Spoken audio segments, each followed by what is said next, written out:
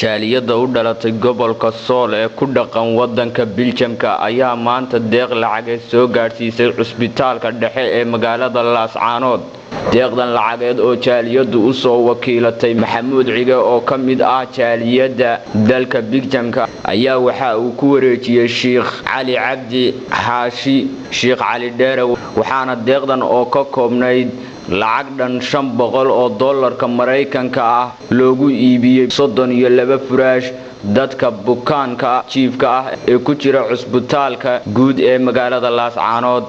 waxaana goobtii deeqdaasi lagu wareejinayay ka hadlay Sheekh Cali Cabdi Xaashi oo ah mas'uulkii loo soo xil saaray inuu deeqdan gaarsiiyo dadka bukaan jiifka ah oo si weyn ugu baahi qabay xilligan waxaana uu mahad celiyay jaaliyada dalka Belgiumka ee deeqdan soo gaarsiisay.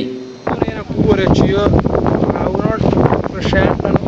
furaash ay soo direen jaaliyada u dhashay deegaankan oo u talaaleen bukaan jiifka isbitaalka Laascaanood waxaana soo direen lacag dhan $500.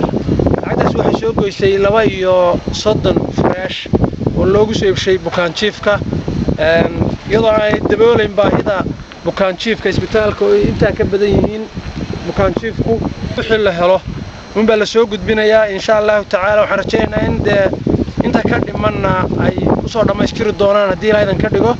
waxaan uga mahad celinaynaa una ducaynaynaa Ilaahayna inuu ka abaalmariyo Ilaahay uga baryaynaa dadkii soo sadaqadaystay lacagta $500 ee furshaanta loogu iibiyay bukaan jiifka isbitaalka Laascaanood.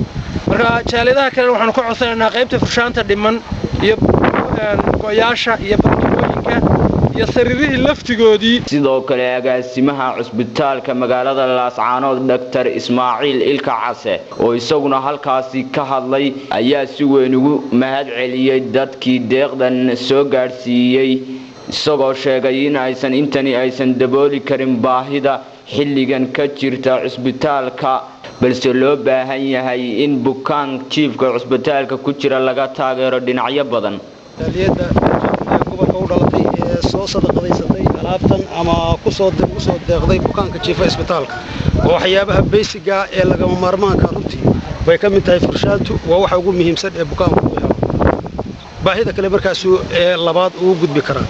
marka waa arin aad u xasaasi oo muhiim ah waanu uga mahad celinaynaa in yar iyo in badaniba waa naanfacaysa runtii bukaan ahaan iyo deegaan ahaanba way naanfacaysaa wixii soo gaara waanu uga mahad celinaynaa cidda mas'uuliyadda ee lagu soo hagaajiyay iyo cidda mas'uuliyadda iska saartay ee garatay inay la soo baxaan.